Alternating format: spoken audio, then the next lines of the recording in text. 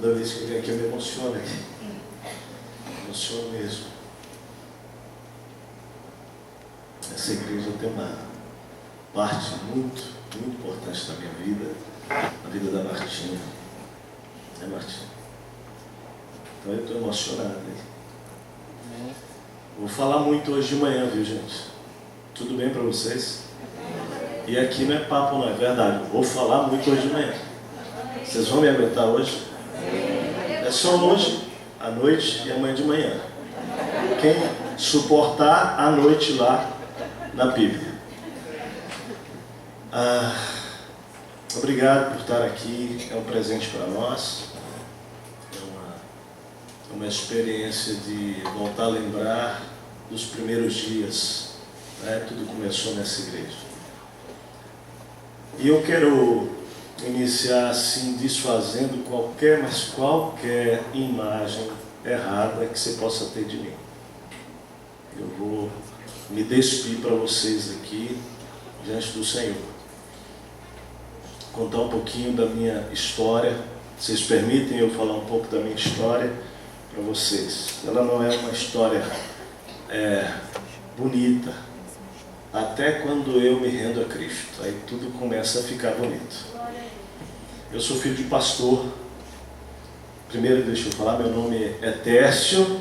Aí lá na igreja da gente, a gente faz assim: oi, meu nome é Tércio. Aí vocês repetem: oi, Tércio. Tá bom? Oi, gente, meu nome é Tércio. Oi, Tércio. Como é bom ouvir o nome. Mas eu vou falar de verdade para vocês. Oi, gente, meu nome é Jeremias. Oi, Jeremias. É porque o meu nome primeiro mesmo é Jeremias. Jeremias Alves Evangelista Tércio. Mas o papai, ele se chamava Jeremias Alves Evangelista.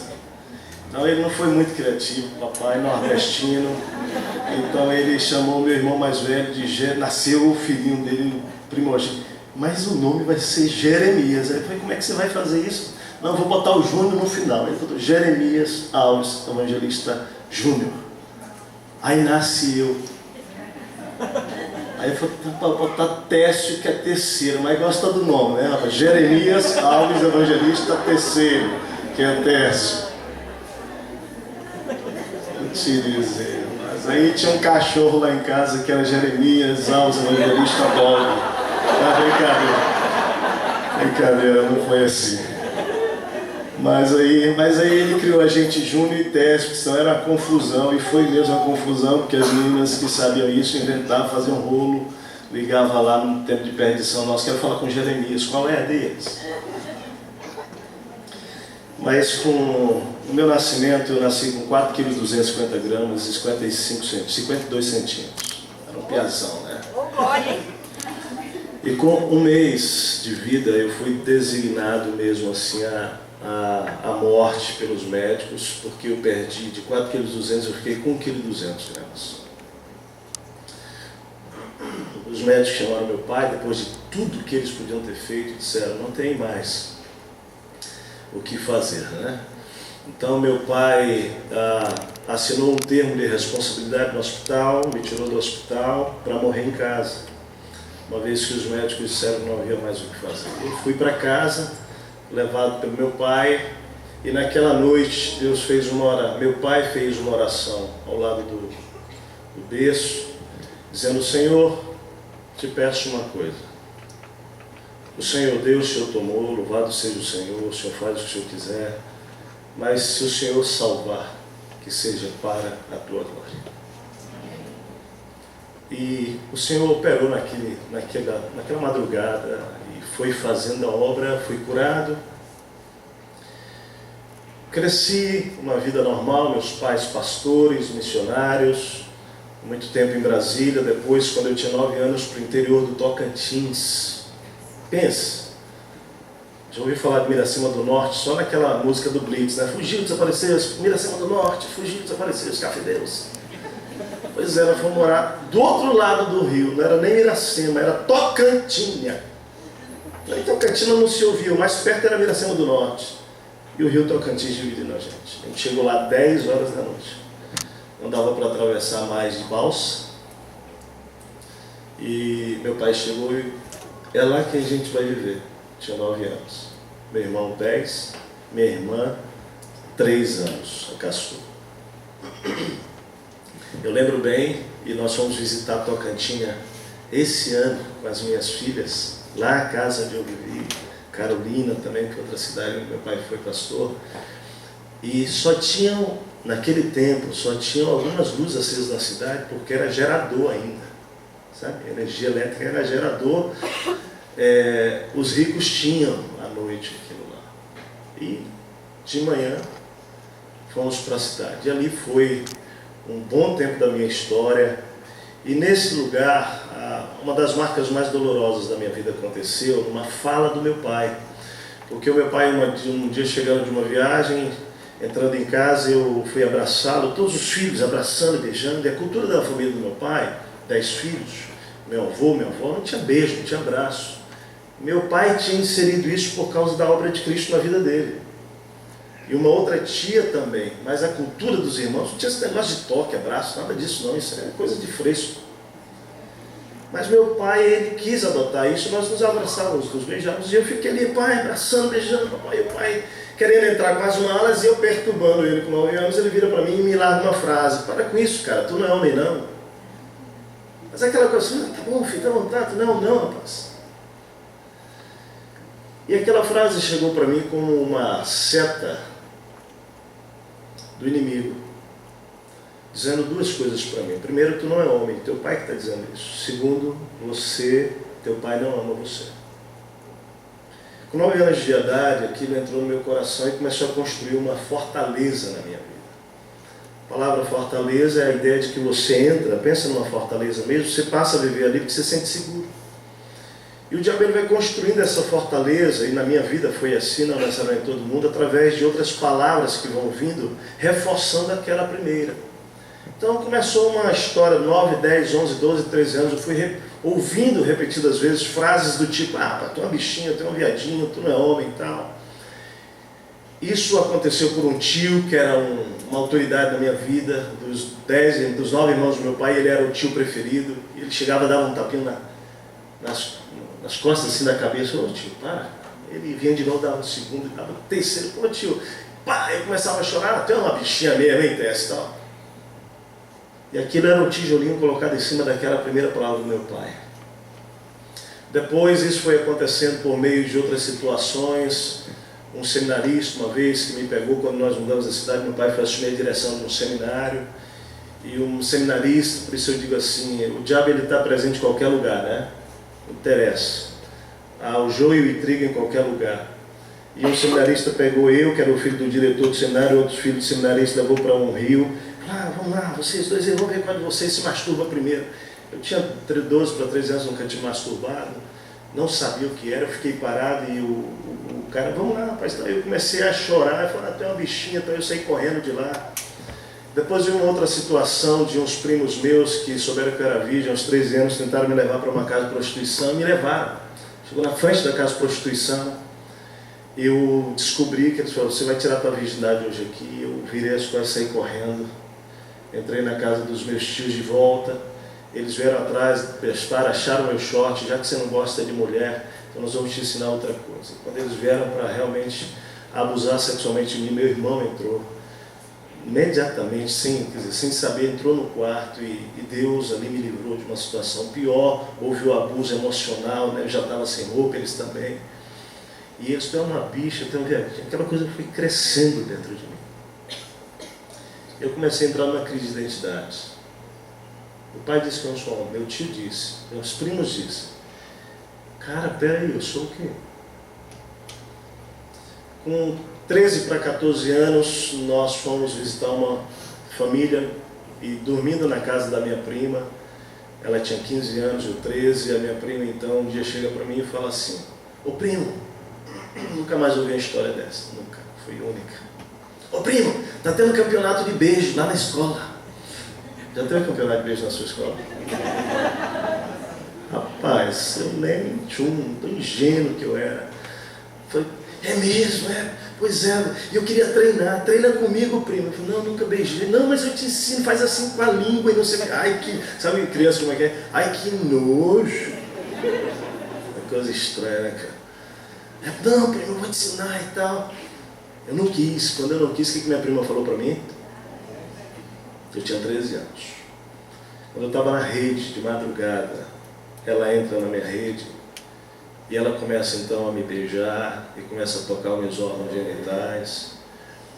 E eu tinha 13 anos para 14, quase 14, explodiram os meus hormônios. Explodiram. Vieram à tona. E eu me incendiei naquela fogueira, acho que a fogueira pegou fogo. Porque eu comecei a tocar nela, ela pegava a minha mão e foi aquele, sabe aquele, não precisa saber, foi aquele amassa-massa terrível pela madrugada. E eu saí daquele negócio dizendo o quê? Não, peraí, eu acho que eu sou homem. Peraí, cara, eu não sou aquilo, eu sou homem. E presta atenção, o diabo ele vai fazer assim com a tua vida e com a minha vida. Ele vai tentar destruir a tua identidade. Porque o que ele não quer é que você viva aqui, ó, no equilíbrio da vida. Se ele não conseguiu me torrar para um lado, para o homossexualismo, ele tinha que me torrar para o outro lado. Foi assim, na segunda, na terceira noite, ela na rede, a gente não chegou à relação sexual completa, mas aconteceu muita coisa. E eu saí dali dizendo que, cara, eu sou homem, cara, peraí, eu posso levar uma mulher a esse estágio.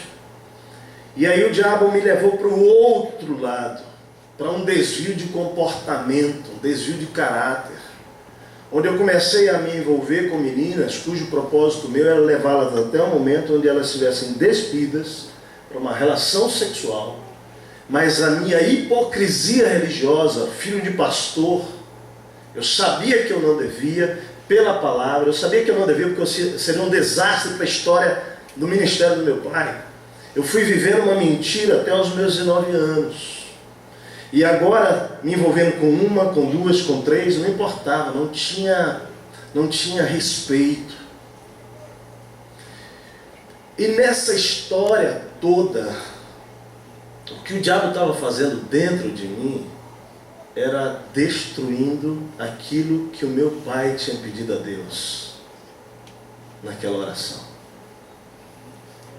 Que ele viva para a tua glória, que ele viva para espalhar o teu amor nessa terra. Eu estou aqui para dizer para você que a obra do diabo é tentar parar todo o propósito que Deus tem para a sua vida. Mas há um Deus, querido, um Deus todo-poderoso, que não importa o circuito que você foi fazendo com a sua própria história.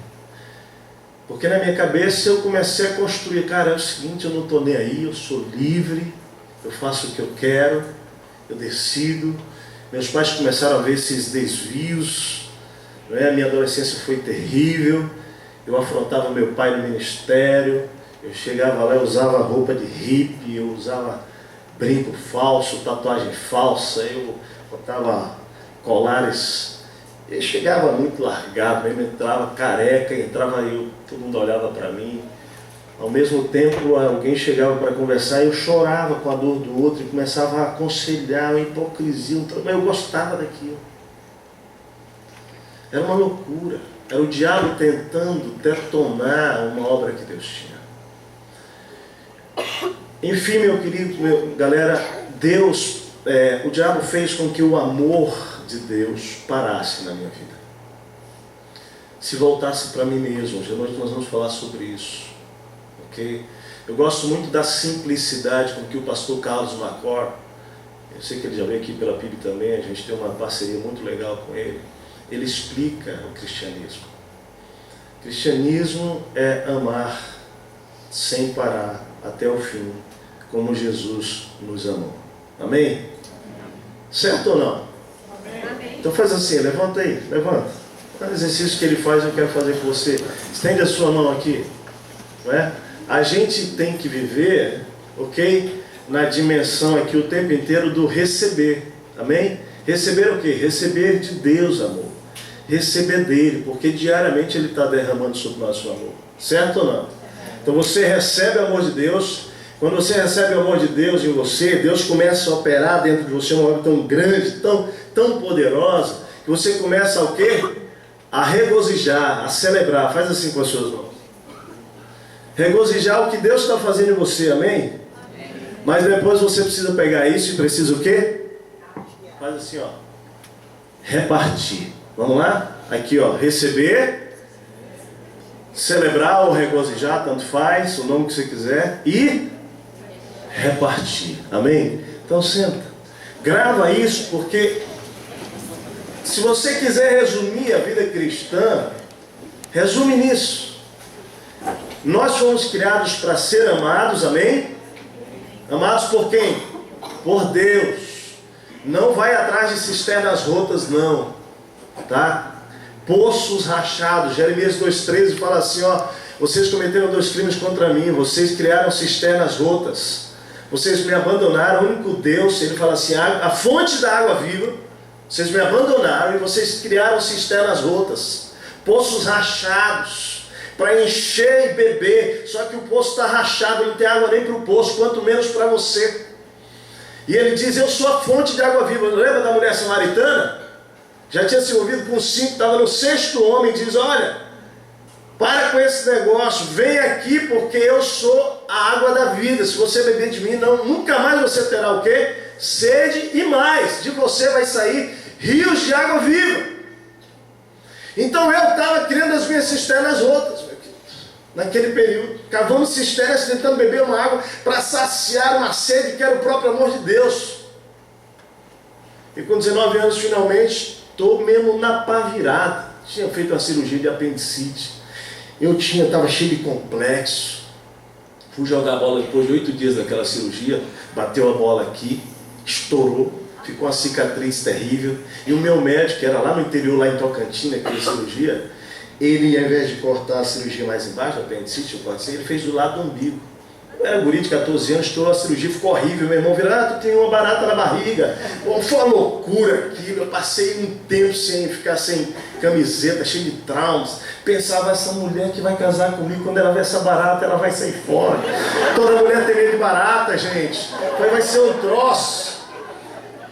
E aí estou eu lá com essas maluquices, com 19 anos. Me envolvi com pornografia, masturbação se tornou um vício terrível, eu era escravo da masturbação. E com 19 anos eu me converto a Cristo, dentro de um hotel. Eu tinha saído de uma festa à noite, estava com o carro do meu pai cheio de adesivinho assim atrás, né? Gosto. E aí eu saí da festa, eu e meu primo, e na festa estava lá louco, dançando assim, tá sem camisa, aquelas luzes e luzes, e a mão aqui na barata para a mulherada. Pensa! Aí a gente chegou 1h30 da manhã na casa do meu primo, frustrado, aquelas coisas, não peguei nenhuma hoje. Rapaz, como o diabo é sujo. Recebo uma ligação, carro quebrou, os amigos do meu primo. Vamos lá e tal, eu fui socorrer. Cheguei lá, não era carro quebrado. Eles estavam com 2 garotas, 17, 19 anos, 2 irmãs, meninas bonitas, meninas que estavam fazendo aquilo, programa por prazer, filhas de fazendeiro, universitárias. E aí, vamos para um motel, vamos. Eu falei, não, mas aí eu me envolvia nessas coisas todas, estou falando com você, mas eu não tinha ido para a prostituição ainda, porque na minha cabeça religiosa, a prostituição é uma hipocrisia esse negócio. Entendeu? É tudo uma hipocrisia religiosa. Porque diante de Deus, meu pecado não mudaria nada. Mas eu falei para ele, cara, eu estou fora dessa, eu não me envolvo, cara. Aí meu primo, a galera começou a fazer traição e eu botei as minhas dentro do carro do pastor Jeremias. E fomos para o motel, entramos no motel. Quando desce uma guria com 2 para um lado, outra guria para o outro lado comigo, meu primo e outro cara. E ela tira a roupa, vem na minha direção e fala, eu quero ir primeiro com você. Deixa eu dizer, hoje, clareza assim das coisas, né? Aquilo era mais uma cilada do diabo ali para detonar mesmo, assim, vou acabar mesmo, vou acabar com o plano que Deus tem para a vida desse cara. Eu olhei para ela e disse, eu não estou afim. E ela falou para mim assim, você sabe o que ela falou, né? Você acha que foi por acaso? Ela virou para mim e falou, por quê? Tu não és chegada? Aquela era a frase que o diabo tinha usado lá quando eu tinha 9 anos, para começar uma mentira na minha vida. Agora ele estava com 22 anos, 19 anos, melhor dizendo. Por que tu não és chegado? Eu olhei para ela e disse, não, não sou chegado. E desci correndo as escadas, entrei no carro do meu pai e comecei a procurar a Bíblia. E quase todo carro de pastor tem uma, quase, né? Porque pode ser que um dia a gente esqueça. Quase tem uma Bíblia lá dentro. E eu comecei a fuçar e achei uma Bíblia lá, aquela de agente secreto, pequenininha, lá escondida, lá dentro, cara, daquele porta-lua. Peguei desesperado e falei, fala comigo. E, irmãos, passou o filme da minha vida, tudo que eu tinha recebido dos meus pais, o amor tinha subido na parede entre meu pai, não recebi o amor do meu pai, não porque ele não me desse, mas porque tinha uma parede de ressentimentos entre nós. Ou seja, todo o amor que Deus derramava sobre a minha vida, eu não recebia. Pai, reflete todo aquele drama maluco. Quando de repente o Senhor tem misericórdia, eu gritei dentro daquele motel. Me salva dessa miséria de vida, Deus, que eu estou vivendo. E eu abri a Bíblia, queridos. O texto que veio foi assim, não tenhas inveja do homem que vive a sua vida desfrutando dos seus prazeres, porque o seu fim é a morte. Uma espada mesmo, assim, né? Entrou lá na minha alma e fez assim comigo. E abriu o caminho de volta para Deus. Ali eu convidei Jesus para se tornar Senhor. Eu nem sei o que vai ser, mas se o Senhor pode reconstruir, reconstrói. Eu tinha sabido da minha história aos 12 anos, aquela história que eu contei no início do meu pai lá, da oração comigo. Eu tinha ficado meio revoltado. Como é que meu pai vai orar para eu ser alguma coisa aí? Quem tem que decidir a vida sou eu. Eu falei, Deus, aquela história lá é tua. Dá para resgatar? Resgata. E deixa eu lhe dizer uma coisa, querido. O mundo, o pecado, as minhas escolhas, o diabo, vão tentar parar o projeto de Deus na sua vida. Mas Deus é maior. Agindo eu, quem impedirá? Se Deus é por nós, quem será contra nós? Foi quando ali, naquela madrugada, o Espírito veio sobre mim e tomou, queridos. Eu vou refazer essa história. 4:30 da manhã, meu primo entra no carro de cueca. O que eu fiz, cara? Não sei o que, vamos sair daqui. Eu falei, cara, vamos sair fora daqui. Subi. As meninas estavam, os caras tinham trazido a guria de lá e queriam fazer uma orgia. Trocar as gurias ou fazer ali mesmo. Todo mundo com todo mundo. Eu subi, quando subi estava nessa hora e as gurias dizendo que querem ir embora daqui. E os caras maltratando as duas gurias. Gente, um ambiente mesmo de pecado. É um ambiente que ele satisfaz você na carne, mas ele te arrebenta aos poucos por dentro. Ele vai detonando você. Aquilo lá, os meus olhos espirituais já estavam abertinhos, né? Cheguei naquele ambiente e enxerguei o inferno. Cara, que é isso, cara? E naquele tempo eu ainda era atleta da seleção de Brasília de Karatê, que era o esporte que eu amava. Naquele tempo eu subi lá e os caras subiram para... vamos te arrebentar se você levar essas gurias daqui e tal. Eu falei, cara, eu estava ali, né? O Senhor tendo misericórdia de mim. Meu primo, pai, não faz nada não, Tess, fica quieto, meu primo sabia. Vamos embora. E eu falei para as gurias, se vocês querem ficar, vocês fiquem, se vocês querem ir embora, podem vir comigo, que eu vou levá-las no mesmo lugar. O carro é meu. Sabe aquela bola é minha? Eu vou lá. O carro é meu. Então vocês fiquem. As gurias desceram, entraram no carro, os caras vieram me xingando. Eu parei o carro no mesmo lugar onde peguei as gurias. E o Senhor usou a boca daquela garota de programa para falar comigo. Ela virou e falou assim, cara, não muda não. Você é o único desses caras aí que presta, que tem valor. Claro que não, todos eles tinham valor para Deus, certo? Mas naquela madrugada eu precisava ouvir o recado de Deus. Você presta, filho. Você tem valor, apesar dessa história toda que você vem vendo aí. Cheguei 5:30 da manhã, dobrei o meu joelho no meio fio, falei para o meu primo, cara, hoje acabou. Ele era como eu, filho de diácono, eu, filho de pastor, filho de diácono, criado numa igreja, vivendo uma vida dupla. Rapaz, foi ali o marco, 19 anos. Deus pegou a minha história e começou. Estou com 43 hoje. Ele continua restaurando a minha vida. Ele continua santificando a minha vida. Conheci a Martinha depois, ali em Curitiba. Eu fazia economia nesse tempo, dos meus 19 aos 22 anos.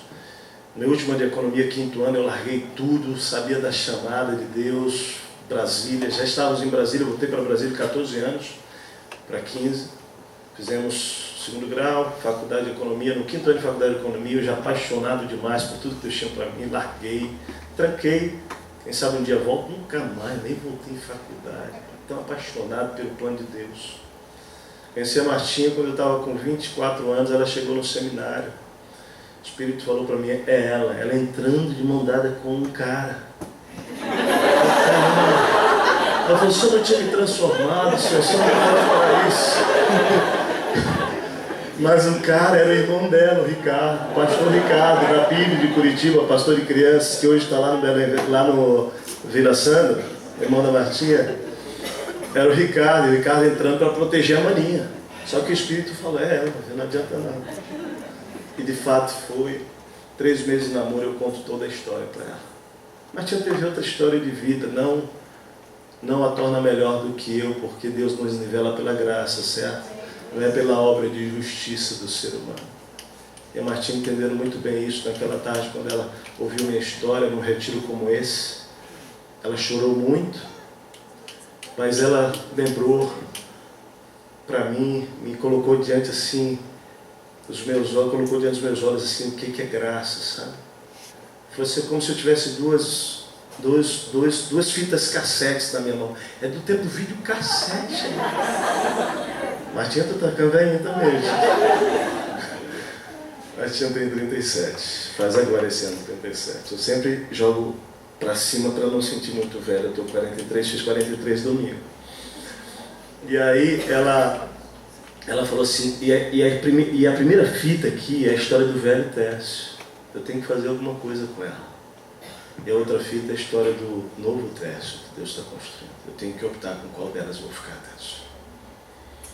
E ela disse assim, mas Deus diz que Ele perdoa os nossos pecados e lança nas profundezas do mar. Se Deus fez, quem sou eu para não fazer o mesmo? E ela pegou assim, está vendo essa aqui é a velha fita? Eu lanço também. Estava começando a entender a graça. E aí foi legal, namoramos, noivamos, casamos na PIB, né? Pascoal fez nosso pré-nupcial com a Cleusa. Foi uma festa para 600 pessoas que os jovens fizeram naquele tempo. Foi demais, cara. Foi demais. Vocês marcaram muito nossa vida com amor. E eu estava então começando a entender. Deus foi restaurando. Primeiro ano de casados, esse pecado eu já confessei para o Pascoal, ele é público hoje, eu já confessei até na Convenção Batista do Paraná, Batista Brasileira, já confessei. Gente, eu estou livre, o diabo não me pega mais. Primeiro ano de pastor na PIB. Os jovens que foram minhas ovelhas naquele tempo que eu não pude pedir perdão, estão aqui, perdão para vocês então. Estou lá no meu gabinete, daqui a pouco me vem. Entrei num sitezinho aí, pornográfico. E eu comecei uma guerra dele, não, cara, eu sou pastor. Deus, eu sou discípulo, Deus. Mas ele veio www.playboy.com.br, enter. Estava no gabinete pastoral, aqui na Bíblia. Lembra o tempo que era, não sei como é hoje, mas era um corredorzão. Michelzinho tinha 17 anos. Hoje está com 31. Eu não tive o privilégio de pastorear o Michelzinho, bem na transição, né, Michelzinho? Michelzinho, deixando Michel, pastor Michel. E aí, cara, eu tô ali e dou enter. Quando eu dou enter, dá erro, porque o meu inglês era tão ruim. Ele de lá pra cá piorou. E eu botei Playboy com I. Então eu botei Playboy.enter. Quando deu Playboy, deu erro. Quando deu erro, o Espírito falou, o que você está fazendo, cara? E eu caí de joelhos ali, comecei a clamar, Deus me liberta. Pai, que é isso, Senhor? O que eu estou fazendo, Senhor? Pai, você confessa esse negócio logo para a Martinha. Eu falei, não, eu confesso para o Senhor, para ela não. Porque é o seguinte, a Bíblia diz que a vida cristã, ela tem uma relação vertical e horizontal. Vertical, você pede perdão para quem? Para Deus. Mas a cura passa pelo corpo. Por confessar uns aos outros. Tiago 5. Confessa uns aos outros os vossos pecados e ora pelos seus irmãos, preciso ungir lá, para que seja curado. E eu tinha que confessar. Ah, mas tu não tinha confessado lá com 3 meses de namoro? Tinha, mas eu confessei só uma parte do pecado.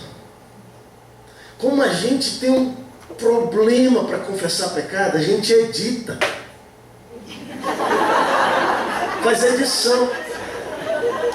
É incrível a capacidade que a gente tem na confissão ali pro cara, você vai editando tudo e deixa isso de fora. Isso aqui, então. Pois é, eu pequei, cara. Eu roubei. Vocês não conhecem a história do cara que roubou a corda? Não? Ele chegou no pequeno grupo dele arrasado, lá na célula. Falei, cara, eu preciso confessar um negócio hoje aqui. O que é? Cara, eu roubei. Eu tinha um negócio, uma compulsão com roubo quando eu não era convertido, mas o negócio começou essa semana. Eu vi uma corda. Aí o povo da célula, corda? Ele, cara, tá louco. Aí ele viu uma corda linda, ela era meio marrom com preto, azul, tinha um negócio azul no meio e tal. E o cara, impressionado, mas o cara foi íntegro, confessou no pequeno grupo na célula. Todo mundo, cara, amém, vem cá, vamos orar, botaram a mão na cabeça dele, né, cara, Deus vai te curar hoje aí desse negócio, cara, e tal. E o cara saiu, mas o discipulador dele estava lá na célula. Essa história está mal contada.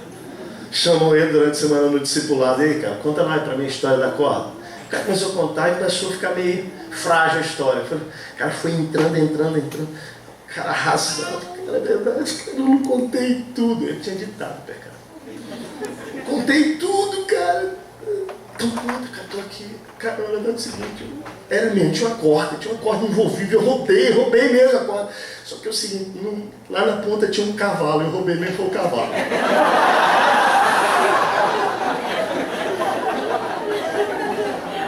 Você está entendendo o que eu estou dizendo para você, né? Então eu tinha contado para Martinha a corda. Eu não tinha contado para Martinha o cavalo. O cavalo era o quê? Cara, eu ainda tinha problema de luta de pensamentos, de questão da pornografia, do olhar impuro. Eu tinha que falar para ela, eu tinha que dizer, hoje eu ainda vivo essa luta, ora comigo, batalha comigo, guerreia comigo. E agora eu estou no primeiro ano de casamento tentando acessar um site como pastor dentro do meu gabinete pastoral. Porque o diabo prende você. Se você não quiser ir até o fim do seu pecado e contar até o final, manter uma coisinha, ele vai aprisionar você naquela coisinha e te trazer de volta para aquilo. E quando então eu chamo a Martinha, o senhor fala para ela. Eu falei, tá bom, senhor, vou falar, me dá coragem. Passou um dia, eu não tive coragem. 2, 3, 4, 5, 6, 7. Eu não sei quantos dias, se 10 ou 15, mas aí por aí. Para não pecar aqui em dizer um dia que não foi. Eu chego, a Martinha está lá no gabinete. Tess, vem cá. E ela está sentada lá. Olha aqui, tá. Alguém acessou aqui, Playboy, cara, tem alguém aqui. Aí eu me gelei todo, você não tem noção do que eu passei, suei. E a Martinha vira para mim e fala assim, só que o cara, além de ser vergonha, é burro, ele botou comigo. Eu era o ser vergonha burro, cara, marido dela. Foi uma loucura, gente. A Martinha, quem vai conhecer a Martinha, ela é muito espontânea, ela fica na dela aí e tal, mas ela é super espontânea, né? E a Martinha, ela já levantou, vamos avisar para os outros pastores e tal. Aí ela sai da sala, aí tinha uma sala de pastor de criança, pastor de música, pastor de... Ela entra em cada uma dela, eu atrás dela, e ela, olha, tem alguém que entrou lá, não saiu, cara. Eu falei, Martinha! Para a mulher, por amor de Deus! Ela voltou depois de falar para todos os pastores, voltou, entrou na sala feliz, como que eu estou agora? Eu estou livre. Eu fecho a porta. Deixa eu dizer, ali foi o divisor de águas. Ou eu entrava num caminho de uma hipocrisia do meu ministério pastoral e só mudava de ambiente, mas eu ia voltar àquela mesma vida lá atrás. Ou eu denunciaria o meu pecado para que Jesus me libertasse e me curasse. Fechei a porta, olhei para ela, falei: Martinha, lembra de cena, o sem vergonha e burro sou eu. A casa caiu, ela tinha vivido um drama na adolescência, o pai dela tinha sido infiel à mãe, ela tinha descoberto 14 anos, tinha as coisas, as dobras da alma dela, os medos. Passamos ali um tempo de instabilidade, primeiro ano de casamento, o Pascoal nos ajudou com a Cleusa, as coisas foram voltando ao lugar, para a glória de Deus. Hoje nós temos 17 anos de casados, 2 filhas, Laila e Radassa, e uma vida limpa, não perfeita, íntegra. Até hoje a Marta ora por mim pelos meus olhos. Computador, televisão, eu não fico nessas coisas sozinho, não. Ah, pastor, mas tu é fraco, eu prefiro me ver como alguém que é fraco, dependente da graça, do que um dia acreditar que eu posso. Não. Eu quero andar nesse tom aqui. Eu quero começar hoje dizendo para você o seguinte: eu estou aqui para dizer para você que o poder do amor de Deus pode refazer a sua história. Não importa quais foram as tangentes que nós pegamos, se você voltar. Lá em Jeremias 15:19 diz o seguinte: se tu voltares, eu te restaurarei para estares diante de mim. Se separares o precioso do vil, serás o meu porta-voz. Tornem-se eles a ti, mas não te tornes tu a eles. Então Deus tem agraciado, e no meio de toda aquela história, é como se o amor voltasse a bater. Eu comecei a sentir o que é ser amado por Deus. Comecei a celebrar, e eu celebro todos os dias a graça dele na minha vida. E a minha missão hoje é que isso não pare. Que esse amor não pare em mim. E se parar, a gente morre. Então deixa eu dizer uma coisa para você. Tudo isso é minha introdução. É meio-dia o almoço? Meio-dia e meio? É, pastor Adriano?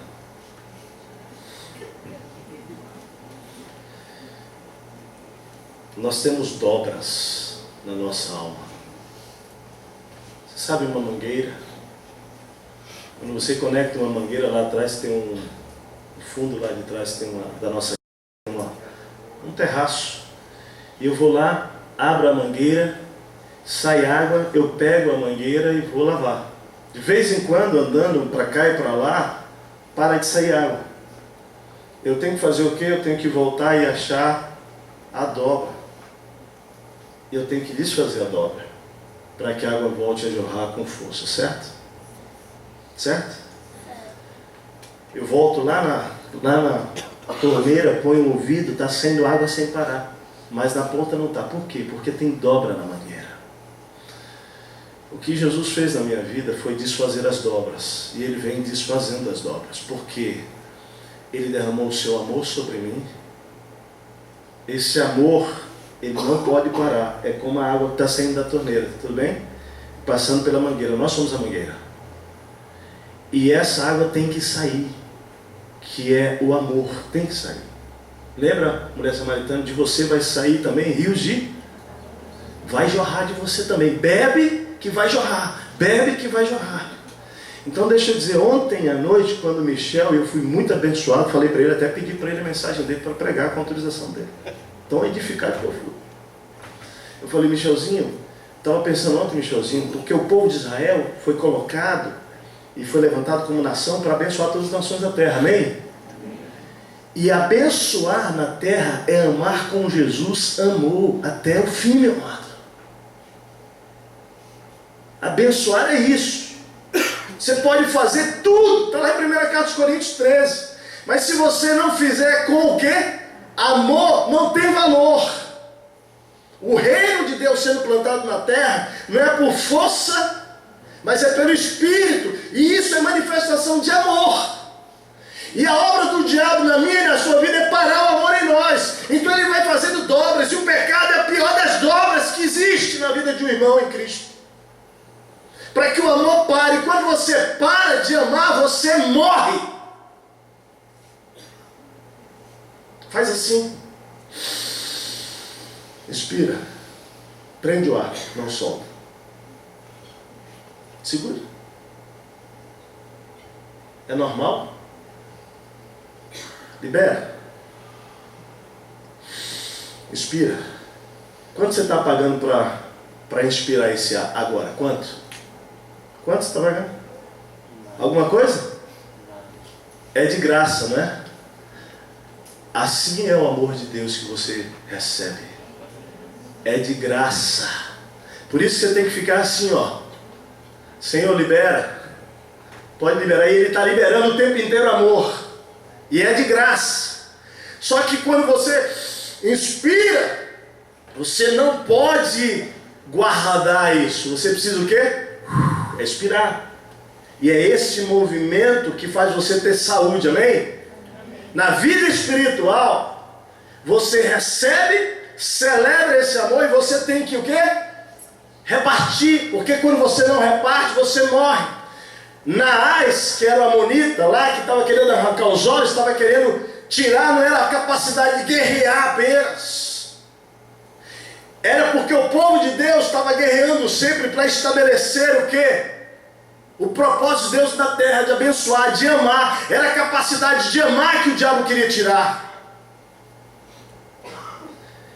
Então deixa eu dizer para você, nós estamos aqui hoje, eu quero começar essa manhã atacando nos principais, para mim, principais sofismas que o diabo botou na minha mente, na mente de jovens ele coloca. Que é, cara, quando a gente vira jovem, a primeira coisa que a gente pensa, agora eu sou dono do meu quê? Eu faço e resolvo. Papai e mamãe, obrigado. Não é assim que ele faz mais ou menos? Se não fala, você faz isso aqui dentro. Certo ou não? E nós vamos. E isso é um sofisma que o jovenzinho, 17, 18, 19 anos, ele passa a acreditar que ele pode resolver as coisas. Sou independente agora. Tira a carteira, se acha mais. Ele consegue, se forma, ele se acha mais, consegue um emprego. Aí sabe qual é a gravidade disso, desse sofisma? É que quando a gente é jovenzinho, a gente tem a ilusão. Quando a gente se torna jovem adulto, que é a fase que a gente está agora, a gente acredita nessa mentira mesmo. O diabo crava isso e aí é o seguinte, agora eu tenho minha grana, eu tenho meu carro, ninguém pagou por isso, tenho meu apartamento, eu tenho... Cara, então é o seguinte, cara, faz favor. Fiquei pensando quando a irmãzinha falou aqui, né? Larga o celular meia hora aí, vê o que vai mudar. Eu só fiquei pensando na cabeça de alguns, rapaz, para com essas bobagens. Até celular, esse povo pega no pé. Porque quando a gente está nessa fase, faz favor, cara. Eu estudei, tenho capacidade, eu tenho...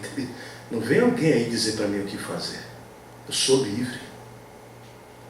E eu vim aqui nessa manhã para desfazer esse sofisma em nome de Jesus.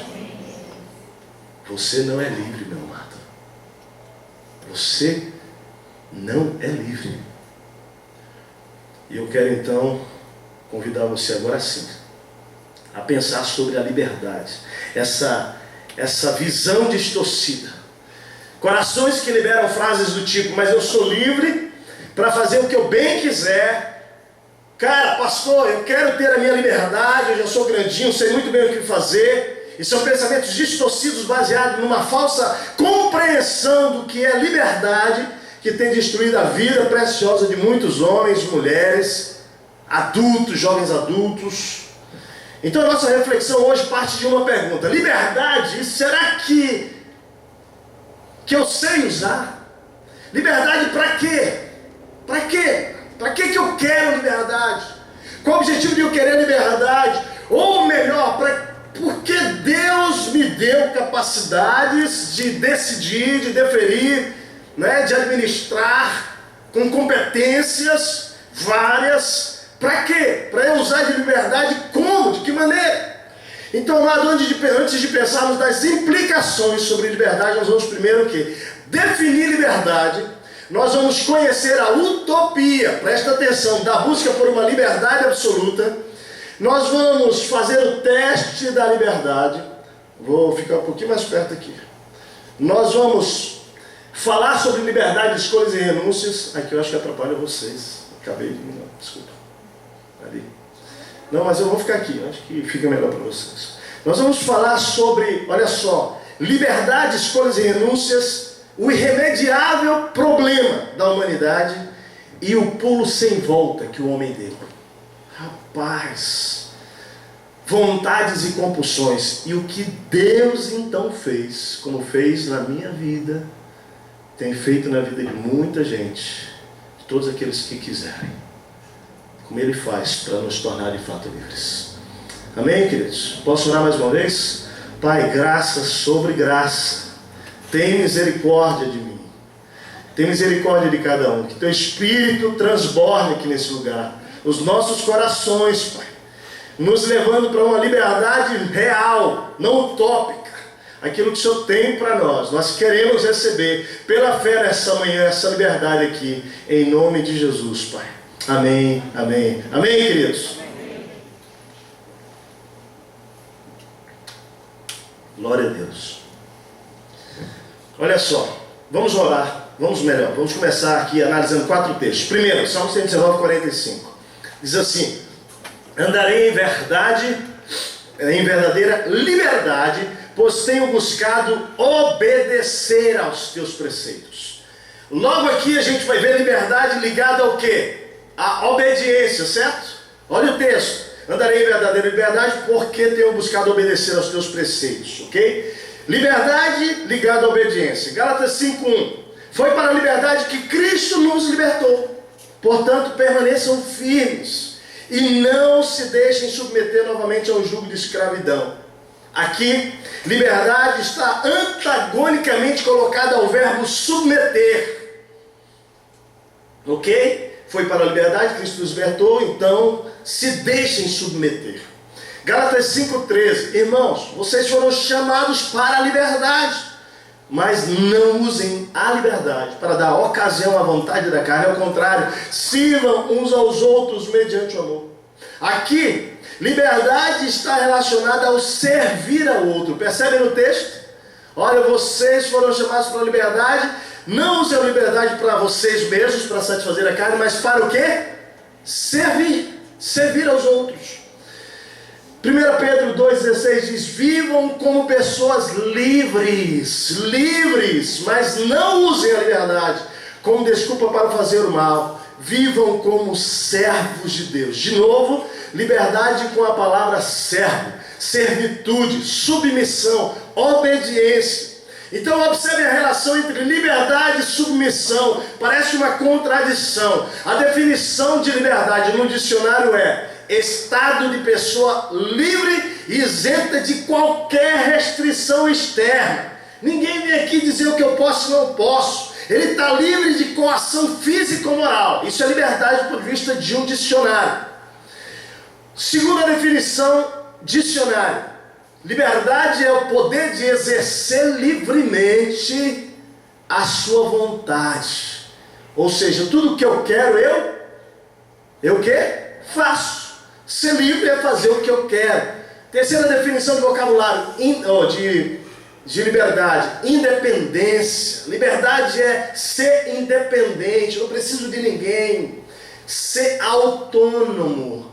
Ser independente de tudo e de todo, fazer a sua própria lei, ser o seu autolegislador.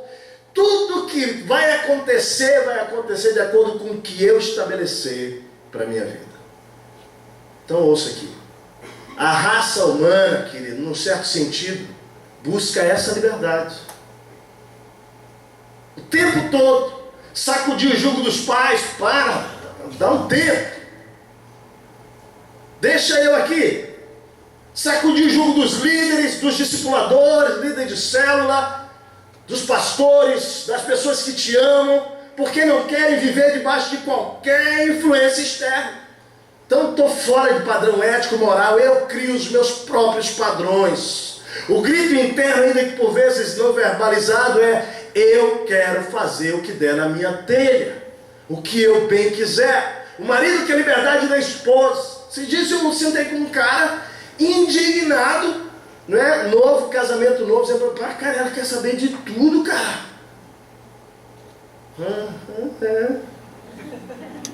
E aí? Não aguento isso não, cara, eu quero liberdade, cara.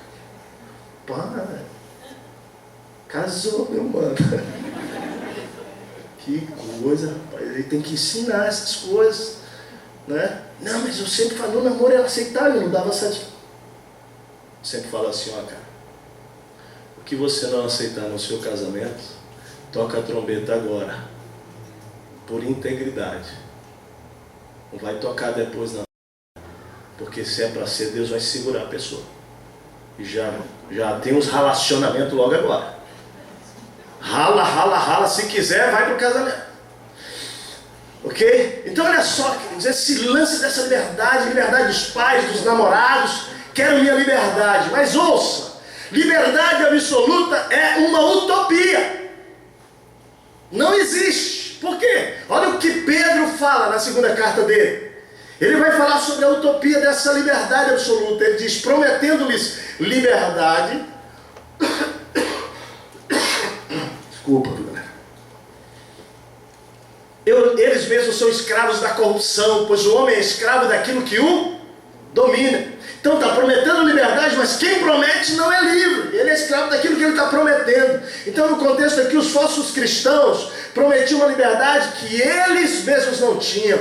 E é assim que o diabo faz. Ele oferece uma falsa liberdade que nem mesmo ele tem.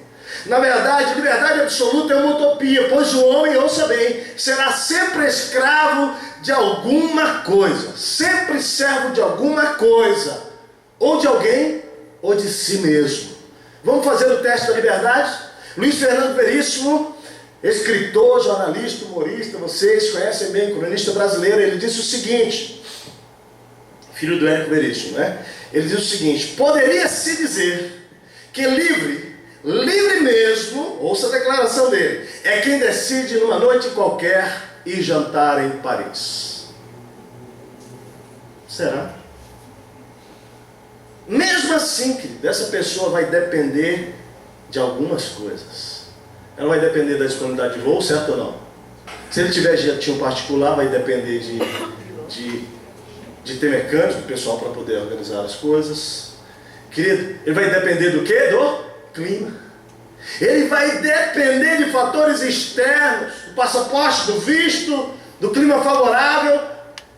Queridos, mesmo que tudo desse certo, ele só chegaria em Paris para o almoço, não para janta, por causa do fuso horário. Então não é assim. Porque o planeta tem as suas leis, seus parâmetros, seu protocolo. A liberdade absoluta, ela é utópica. Então teste aí sua liberdade. Onde? Com quem? Como? Quando? Nós vamos sempre estar presos por fatores que não podemos controlar. Se ter liberdade é ser uma pessoa livre ou isenta de restrição, como o dicionário nos disse, ter poder para exercer livremente a sua vontade, ser totalmente independente, autônomo, então ninguém, meu amado, ninguém mesmo nesse mundo é totalmente livre. Nós vamos notar isso quando falamos sobre liberdade, escolhas e renúncias.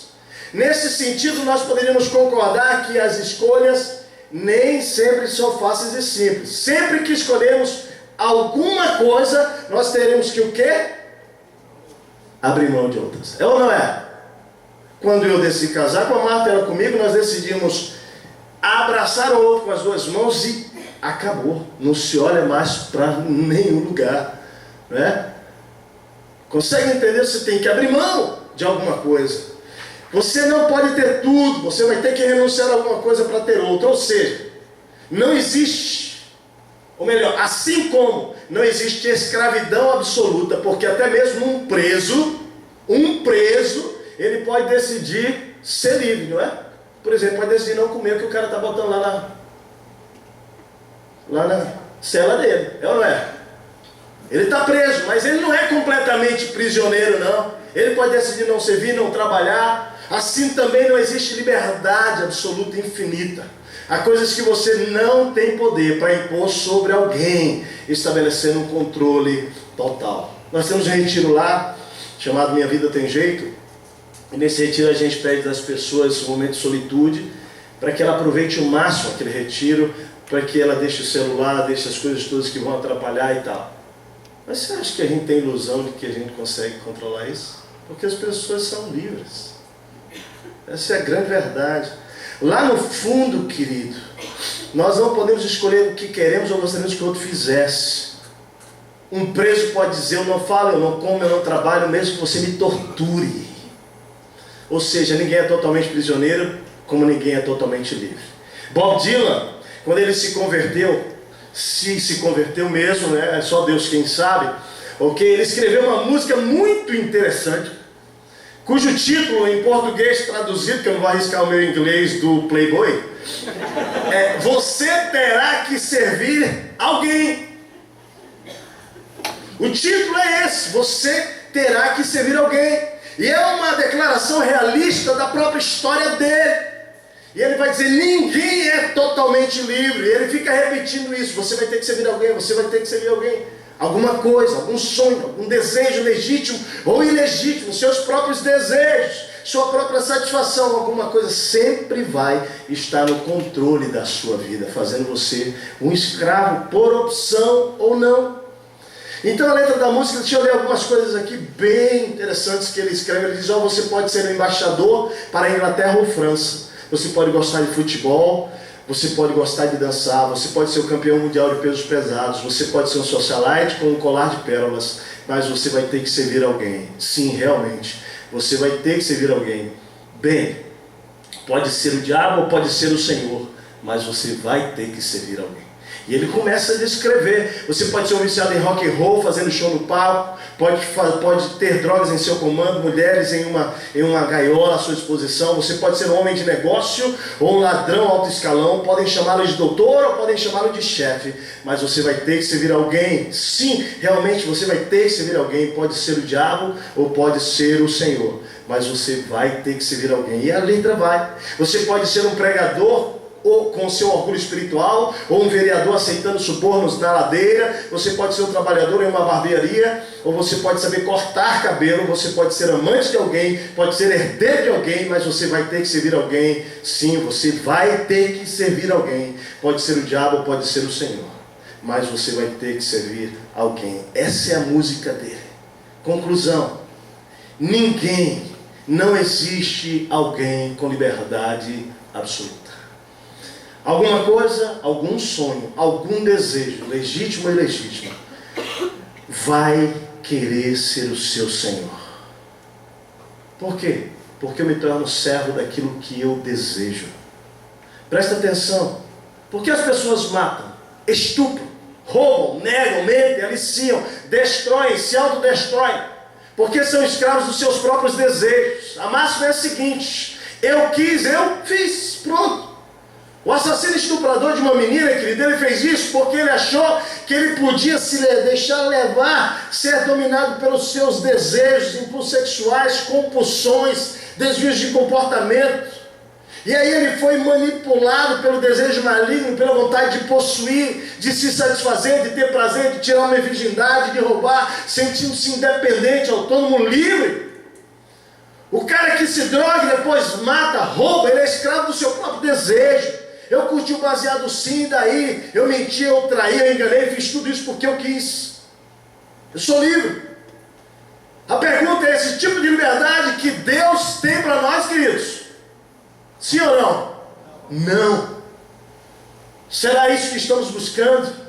Então, amados, deixa eu dizer uma coisa para vocês: é com base nessa arrogante e falsa liberdade que o mundo está como está. Por isso tanta corrupção na política, tantos que se dizem cristãos e pastores dando péssimo testemunho, líderes de igrejas, pastores roubando, orando sobre o dinheiro, em nome de uma falsa liberdade. Vergonha, escravos dos seus próprios desejos, da ganância, seguem o caminho das suas próprias paixões. Por isso o homem que traiu a mulher, o homem trai a mulher trai o homem, o jovem que suja sua mente com a pornografia, a jovem se entrega à busca do senso de valor pelo engano do sexo deliberado, o emprego que roubou, o empregado que vai e rouba o patrão, a menina autossuficiente que vira as costas para Deus, para os pais, para a família, em busca de fazer o que der na telha. Quiseram, por isso fizeram. Todos se submeteram a algo ou a alguém. Como disse Pedro aos libertinos lá, 2 Pedro 2,19, prometendo-lhes liberdade, eles mesmos são escravos da corrupção, pois o homem é escravo daquilo que o domina. Agora Platão, ele vai dizer uma coisa interessante sobre a liberdade. Ele vai dizer o seguinte: a natureza decaída do ser humano não lhe permite buscar o bem absoluto sem alguma forma de restrição da liberdade.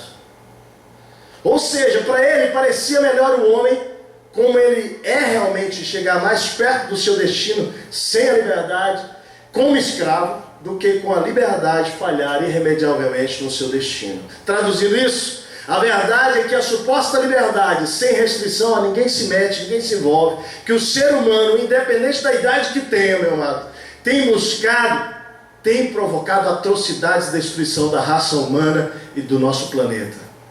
São escolhas desastrosas, motivadas pelo desejo de possuir, usar, provar, de tentar, de privar. Afinal eu posso, eu sou livre. E aqui está o problema, querido. O irremediável problema, sabe qual é? A natureza decaída do ser humano. Não é justo e tão pouco assim correto nós ignorarmos hoje de manhã a história da humanidade, principalmente a história da criação. Deus deu ao ser humano o livre-arbítrio, a possibilidade de escolha, certo ou não, queridos? Porque Deus não queria que eu e você fôssemos como animais sendo arrastados por Ele, não. Mas uma escolha livre de segui-lo. Uma escolha livre de um relacionamento de amor. Agora o que aconteceu com o homem foi que ele decidiu usar esse livre-arbítrio para o quê? Amados, quando Deus criou o homem, Deus levou o homem lá numa montanha, no alto de uma montanha, e mostrou tudo para ele. Ele falou assim: aqui, filho, tudo é teu. Domina, governa sobre isso, sobre os animais e tal. Não é? Só que presta atenção, cuidado. Está vendo aquilo lá? Né? Isso aqui é só uma analogia, não foi no alto da montanha, tá? Não foi nada. Está vendo? Aquela árvore lá, tá? No meio de tudo isso aí. E aí depois o diabo comparece. E o diabo faz a mesma coisa. E aí o diabo mente. Usando aquilo que Deus tinha dado para o homem, que era a liberdade de pular ou não pular. O diabo vai lá e ele mente. Ele leva lá no mesmo lugar e diz: cara, você é o que é livre. Você pode fazer a sua vontade. Aliás, você pode ser inclusive como ele. Para com isso. E deixa eu te dizer mais, esse Deus aí, ele está querendo castrar você, ele está querendo limitar você, ele está querendo privar você das coisas boas da vida. Ele está querendo limitar você de uma boa transa com uma mulher que você quiser, ou com um cara que você quiser, não é? Ou com o seu chefe, ou do seu empregado, ou seja de quem for, de você ganhar uma graninha a mais. Mente, pode mentir, cara, pula daí, não se prende a esse Deus. Você não está vendo que Ele não quer que você desça? Mas tem adrenalina, desce, vai lá. É assim que o diabo faz. Eu sei, fez comigo, querido. E aí o diabo sussurra mais, dê o grito da sua independência, dessa liberdade tola aí. Não deixe ele te dominar, controlar, dizer o que você pode e não pode. Salta, salta, você é livre. E aí o ser humano, o homem foi lá e o que ele fez? Ele saltou, meu amado. Ele saltou e desde lá está em queda livre. Está em queda livre. Está descendo cada vez mais, despencando para o abismo, fruto da escolha, dessa mentira diabólica, em nome de um prazer temporário. Que quem ouviu a minha história olhou para a sua, e se você andou nesses caminhos, você sabe que só vai levando você para a morte. E aí deixa eu dizer, até hoje tem gente descendo uma frenética queda, velocidade sem freio, queda livre. Alguns com paraquedas e outros com paraquedas. Eu estou dizendo com e sem paraquedas porque eu acho que a vida inteira eu tive paraquedas, sabe? E eu não usei. Porque eu tinha o conhecimento. Outros estão errando assim porque não têm o paraquedas, não receberam de ninguém informação. Estão se machucando sem querer. Mas hoje o Senhor trouxe você aqui para abrir os seus olhos, dizendo que Ele quer parar a sua queda livre hoje, em nome de Jesus. O livre-arbítrio hoje só lhe dá a opção, querido, de voltar, sabe para onde? Para o alto da montanha. Boa notícia? Voltar para o alto da montanha por meio de Cristo, porque quando você saltou, querido, você já se colocou na condição de escravo da sua própria vontade e desejos. Por isso o planeta está como está. Tantas famílias desestruturadas hoje, tantos jovens adultos desorientados, perdidos. Nós temos uma galera como vocês lá. Não é? O nosso ministério ainda é pequeno, nós somos uma igreja pequena. Então nós estamos começando esse ministério lá. Tem sido bom ver aquela galera como vocês, né?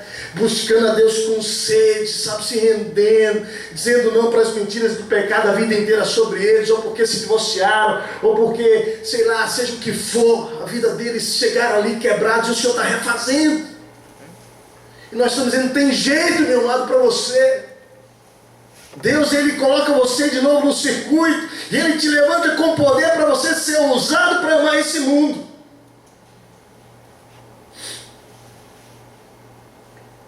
É isso, o homem pulou, se tornou independente de Deus e o mundo está indo de mal a pior. Então entenda, a raça humana é decaída e é por isso que o ser humano não pode ficar a seu bel prazer, porque ele só vai o quê? Descer mais. Descer mais. Esse é o irremediável problema da gente. Ouça o que Deus disse, João 15:16. Ô Jó, o homem impuro e corrupto bebe iniquidade como água. Gênesis 6:5, o Senhor viu que a perversidade do homem tinha aumentado na terra e que toda a inclinação dos pensamentos do seu coração era sempre e somente para o mal. Gênesis 6:12, ao ver como a terra se corrompera, pois toda a humanidade havia corrompido a sua conduta. Gênesis 8:21, isso aqui são textos que vão mostrando exatamente esse estado em que o homem se encontra. O homem sentiu o aroma agradável e disse a si mesmo, nunca mais amaldiçoarei a terra por causa do homem, pois o seu coração é inteiramente inclinado para o mal desde a infância, e nunca mais destruirei todos os seres vivos como fiz desta vez. Pulou, querido, já era, agora só desce, não tem como voltar para o topo. A raça humana, eu e você, escolhemos o caminho da destruição, amar o mundo com as suas paixões, e portanto, nossas escolhas estão sempre entre o mal e o pior. Somos escravos da nossa própria corrupção. Nos tornamos servos do pecado. Agora olha o perigo, querido. Olha o desdobramento disso. É preciso entender que isso nos levou, essa queda, essa escolha, nos levou à escravidão dos nossos desejos e compulsões, nossas vontades. Olha o dado da Organização Mundial de Saúde. 30% da população mundial, gente, apresenta algum tipo de transtorno psiquiátrico. Depressão, compulsão, ansiedade, dependência. 30%. Você concorda? Eu não concordo. Porque o dado de Deus, sabe qual é? 100% da população mundial precisa de restauração por causa do pecado. Romanos 3:23 diz que todos o quê?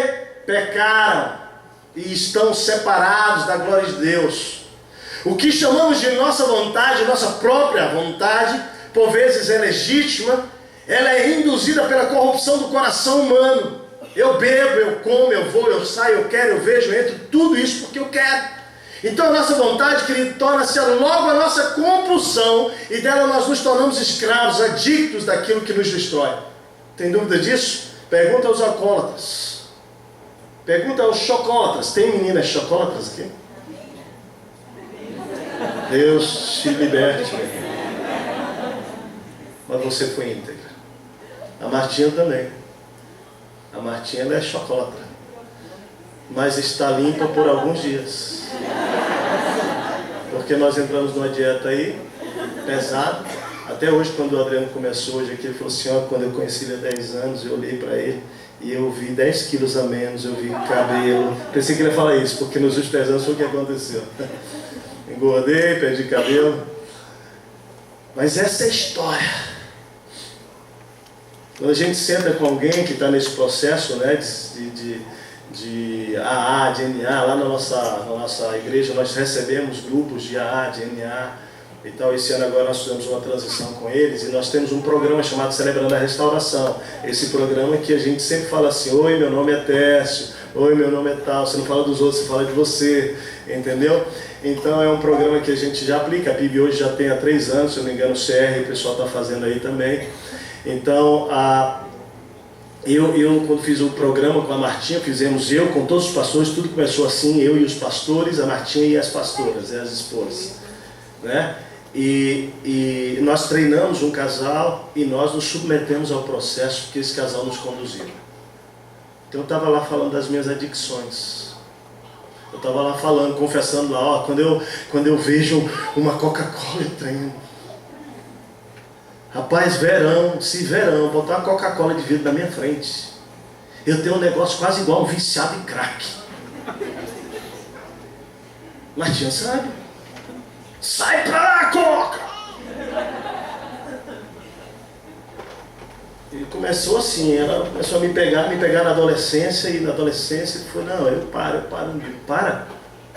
Sabe, eu parei, indo no mercado casado, e escondido da Marta lá. Saía de casa, onde tu vai? Não, vou aqui rapidinho. Ia lá, comprava coca, voltava para casa. Ah, mas é pecado tomar coca? Não. Não é ela que proíbe, não. Era eu dizendo para ela assim, ó, eu quero tua ajuda para eu não cair nesse negócio mais. Só que eu saí escondido para tomar.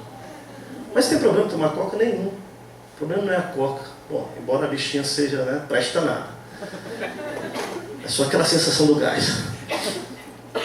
Mas é que a Bíblia diz que você foi livre e você não se coloca mais debaixo da escravidão de ninguém, senão de Cristo Jesus. E a gente está escravo de coca, de computador, de celular, de um monte de coisa aí. De pessoas. E quando você se torna escravo de qualquer coisa, sendo escravo de Cristo, aquilo é pecado, aquilo está destruindo você. Então você não vai lhe dominar mais. Confissão pública aqui. O tal do leite condensado. Gente, vou te dizer. E eu, na minha compulsão com o tal do leite condensado, de madrugada levantei, fui lá na geladeira, ela está dormindo. Por que é, Martinha? Porque ela é minha parceira de, vamos lá, você vai conseguir. Aí ela está dormindo. Abre a geladeira, olha para ele, não. Loucura. Aí toma um negócio, que o negócio tem que ser, faz um buraquinho. Olha para mim, qual é a diferença entre eu e um viciado em cocaína e em qualquer outra desgraça? Nenhuma, meu. Isso é religiosidade, para com isso. O cara lá tem as neuras dele lá contra as drogas, eu tenho as minhas. É a pornografia, é isso, é o quê? E eu quero liberdade, entendeu? E se um leite condensado vai me dominar, não, meu. Ele já me libertou. Você não manda em mim, agora eu estou nessa. Coca, eu estou de volta, porque eu consegui ficar um ano sem essas coisas todas aí. Né? Nesse compromisso, não vai me dominar e tal. Aí fui voltando devagarinho. Aí esses dias eu percebi que eu estava começando, não cheguei a ser como antes, começando de novo, parei, na hora. Você não vai me dominar mais, porque eu sou livre. Agora, o que é que o Espírito está falando para você? Porque eu estou falando de coca, leite condensado, já falei lá atrás de pornografia, falei de masturbação, que foi uma libertação. Masturbação, Deus me libertou, querido. Quando eu estava no meu 2º ano de seminário, 1º ano de seminário, e eu, Deus, chorei um dia com Deus. Se eu puder, toca em mim. Senhor, tua palavra diz que se teu olho te faz pecar, arranca fora, mas aqui eu não quero que arranque, eu quero casar. Mas faz um milagre. Finalmente, cara, Deus tocou. Eu estou limpo da masturbação, queridos, para a glória de Deus. Eu tenho 43 desde os meus 22 anos de idade. E eu me masturbava às vezes 2, 3 vezes por dia. Era um vício, era uma prisão. Durante esses anos, quando a Marta engravidou e teve a primeira quarentena dela, o primeiro filho, nós temos 2 filhas, eu me senti tentado demais, tentado. Mas o Senhor, pela graça, foi lá, a gente conversou abertamente para isso, né? E a gente vai administrando essas coisas do nosso jeito. Mas Ele me fez livre. Queridos, eu quero dizer para você, tudo começa com esse discurso de liberdade. Cara, eu tenho, para com isso, deixa eu fazer o que eu quero. O problema é que basta só mais um pouco e você não consegue mais dominar a sua vontade. Você pula na queda livre, não tem mais volta, vira compulsão, vira controle. Você chama isso de liberdade, liberdade para se picar, para cheirar, para furar, para mentir, para trair, para burlar, para transar, para fazer tudo isso e morrendo. Que tipo de liberdade é essa, amados? Liberdade como os grandes heróis do Brasil, né? Que me dá uma indignação, como ontem o Michel falou aqui, uma indignação quando vem me botar lá um lance no Brasil inteiro pro Cazuza. Tá louco, meu? E os caras vão se dobrar diante de um cara como aquele, que proclamou no Brasil num tempo terrível, que foi a nossa geração, drogas, sexo com rock and roll. Meu, para de promover isso, Raul Seixas. Não é julgamento, eu estou falando dos valores que estavam sendo plantados e lançados naquela geração que era nossa. Eu não vou cultuar isso. Esse tipo de liberdade. Aí João 8,4 diz assim: em verdade vos digo que todo aquele que comete pecado é escravo do pecado. Então pense, querido, na sua vontade. Pense aí nas suas adicções. Naquilo que você tanto deseja e não consegue mais controlar, que já virou assim uma coisa desenfreada. Se não tiver ninguém restringindo você, você vai cair de novo. Se seu pai, se seu marido, se alguém não falar, vai ser queda de novo. Ô meu amado, como disse Paulo quando olhou para a natureza humana, ele diz: miserável homem que eu o que sou, quem vai me libertar, me livrar do corpo desta morte? Romanos 7,24. Ele está dando um grito ali da sua angústia, clamando por socorro. Quem vem me redimir? Quem vem me libertar aqui desse mercado de escravo? Ele diz: eu não consigo, eu não posso. E aí, meu amado, deixa eu dizer para você o que Paulo está dizendo aqui. Eu estou no mercado de escravo, eu me tornei o escravo das minhas próprias paixões. E aí Paulo pergunta: quem vai me libertar? Quem vai pagar o preço? Quem vai me libertar desse corpo pecaminoso?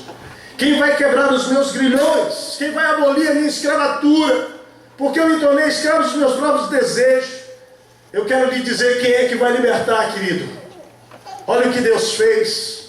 Deus decide resolver o problema da humanidade.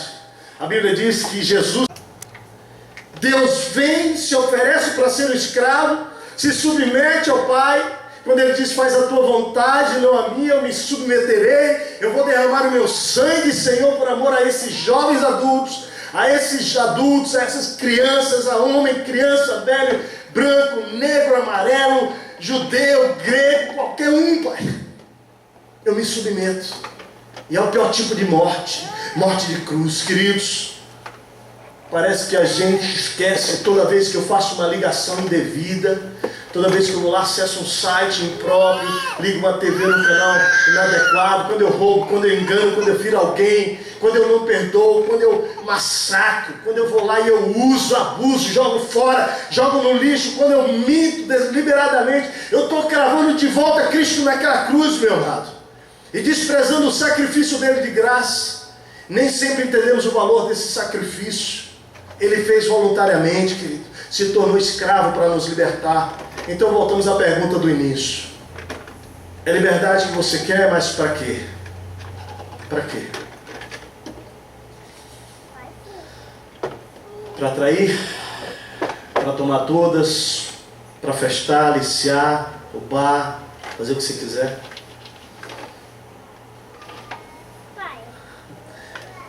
Mas Deus continua naquele texto, diz assim: por isso Deus o exaltou à mais alta posição. Ele deu o nome que está acima de todo nome, para que o nome do Senhor Jesus, ao nome do Senhor, se dobre todo o joelho nos céus e na terra. E confesse toda a língua que Jesus Cristo é o Senhor, querido. Para a glória de Deus Pai. Deus fez algo fantástico. Cristo se fez servo para nos libertar. João 8,36 diz: pois se o Filho vos libertar, sereis o quê? Livres, verdadeiramente livres. Olha aí, verdadeiramente livres. Só tem um jeito, querido, você ser impedido de chegar ao fundo do poço, ao fundo do abismo. Só uma pessoa pode colocar a mão nessa descida que nós estamos, querido, e impedir que a gente caia e se arrebente definitivamente. Como? Como então ser livre?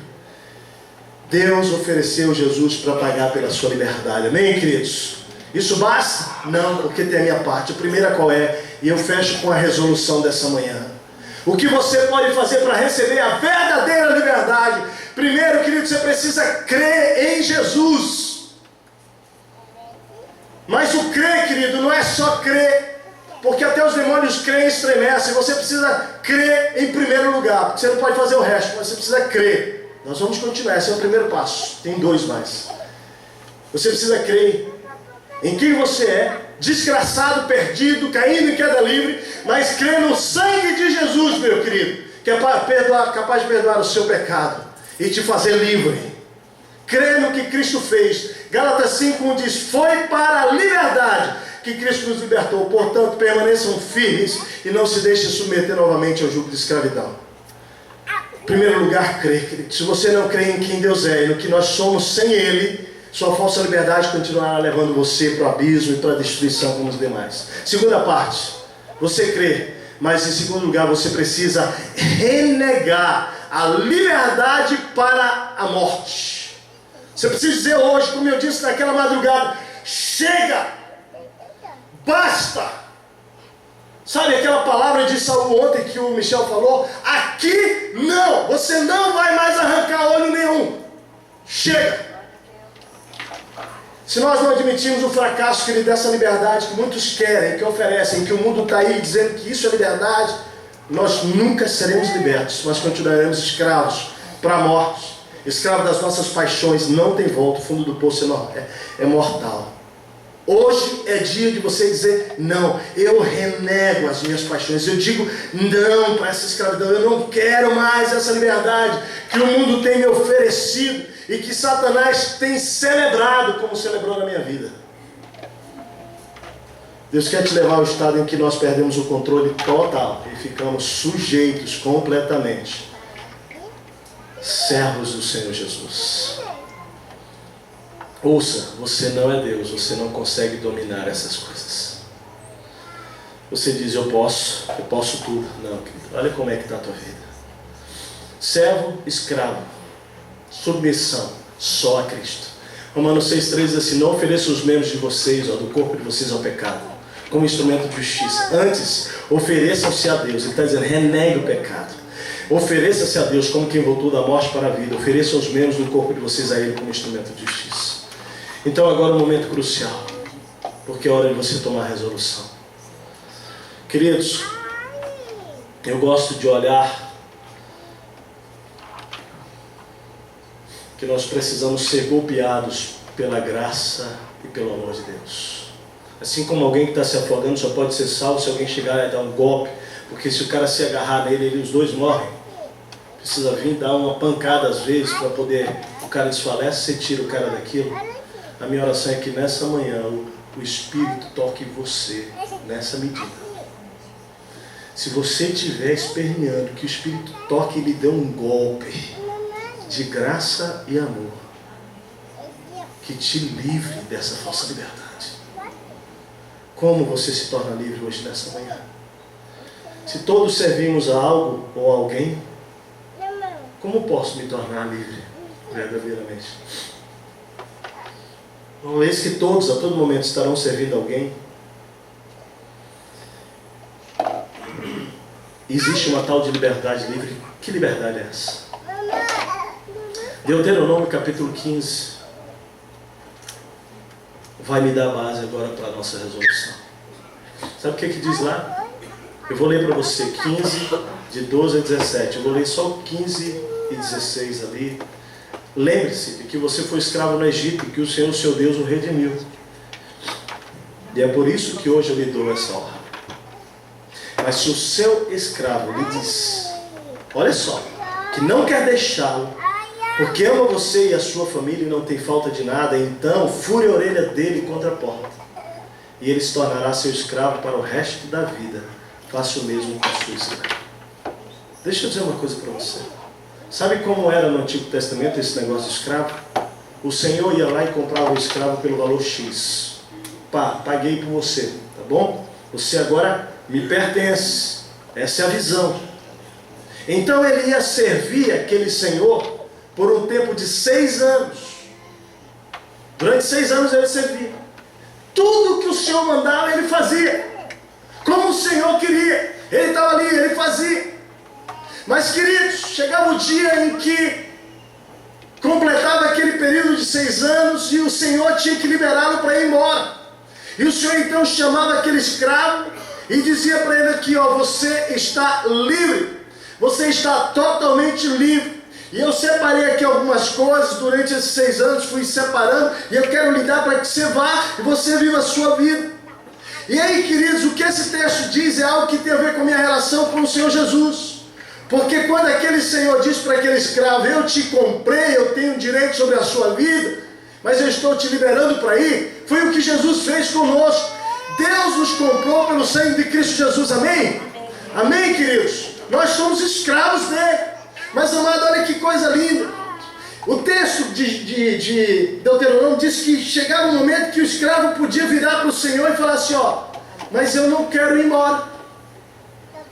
E é interessante porque é como se assim, quando o chefe disse, o Senhor dizia, pode ir e tal, e ele saísse com as coisas, e de repente ele parasse, e ele pensasse, peraí, eu tenho tudo aqui, eu posso ir, eu tenho. Mas ele olha para trás para o seu Senhor, e ele começa a se lembrar do amor com que ele foi tratado naqueles 6 anos, mesmo sendo servo. Ele começa a se lembrar da graça daquele Senhor sobre a vida dele, mesmo ele sendo escravo. Ele começa a se recordar dos muitos momentos em que serviu aquele Senhor com dignidade, e o Senhor o tratou com amor, com graça, com respeito. E ele vira para o Senhor e volta e diz assim, mas eu não quero ir embora não, eu quero ficar aqui. Eu não quero ir para lugar nenhum, porque você me amou, apesar de eu ser seu servo, eu quero aqui. E a Bíblia diz assim, olha o texto, diz que se ele fizer isso com você, o texto diz que o escravo, você pega o escravo, o texto continua lá, tá? Você pega o escravo e você leva até a porta da sua casa, o umbral da porta, e sabe o que você faz? Você pega a orelha do escravo, e você coloca na porta, e você fura a orelha do escravo, e ali fica uma marca de sangue, de uma aliança, que agora é de escravidão voluntária, de alguém que está dizendo o seguinte, eu fui tanto amado, que agora eu quero servir você, para o resto da minha vida, livremente. Você não me paga nada, você já pagou 6 anos, já foi tudo, agora eu quero dar a minha vida por amor a você. Você quer saber o que é a liberdade verdadeira? É isso. Por muitos anos da minha vida, eu servi Jesus sem entender essa liberdade. Eu servi como aquele escravo, ele me pagou, eu tenho que fazer. Mas, meu amado, a verdadeira liberdade eu encontrei quando eu entendi que Jesus disse para mim, meu filho, você é livre, pode ir. Deus nos deu livre-arbítrio, não deu? Pode ir, fica à vontade. Eu já comprei, já te dei presentes, pode ir. Mas deixa eu dizer para você, como é que eu vou? Como é que eu vou se esse Senhor me ama? Como o mundo não pode me amar, queridos? Como é que eu vou sair de perto dele? Se tudo o que eu preciso ele pode. Ele fez o mesmo eu sendo escravo. Eu não vou para lugar nenhum. Eu vou te servir até o resto da minha vida aqui. O Senhor já pagou. Deu a vida, não foram 6 anos, deu a vida. E eu volto, eu digo, eu vou te servir até o último dia da minha vida, porque eu só vou ser escravo teu. Hoje, nessa manhã, o Senhor quer encontrar servos de orelha furada. Hoje nós vamos fazer um pacto aqui, porque eu quero orar com pessoas hoje, que querem sair dessa falsa liberdade, para essa verdadeira liberdade. Servos de orelha furada. Eu ando pensando o tempo inteiro, minha orelha já foi furada. Em nome de Jesus eu entreguei. Escravo, querido, significa pertencer a alguém, a um senhor. Paulo pertencia à classe de escravos cujas orelhas eram furadas e cuja liberdade estava cativa em Cristo. Deus tem isso para você nessa manhã. Eu fecho com você, querido, conduzindo você com esses últimos versículos. Olha o que diz: contudo tenham cuidado para que o exercício da liberdade de vocês não se torne uma pedra de tropeço para os fracos. Ora, o Senhor é o Espírito, e onde está o Espírito, ali há o quê? Liberdade. Essa questão foi levantada porque alguns falsos irmãos infiltraram-se em nosso meio para espionar a liberdade que temos em Cristo Jesus e nos reduzir a uma escravidão novamente. Foi para a liberdade que Cristo nos libertou. Portanto, permaneçam firmes, jovens, e não se deixem submeter a um jugo de escravidão. Irmãos, vocês foram chamados para a liberdade, mas não usem para dar ocasião à carne, mas sirvam uns aos outros. Mas o homem que observa atentamente a lei perfeita que traz a liberdade e persevera nela, não esquecendo o que ouviu, será feliz naquilo que fizer. Falem e ajam como alguém, como quem vai ser julgado pela lei da liberdade. Vivam como pessoas livres, mas não usem a liberdade como desculpa para fazer o mal. Vivam como doulos, vivam como escravos livres.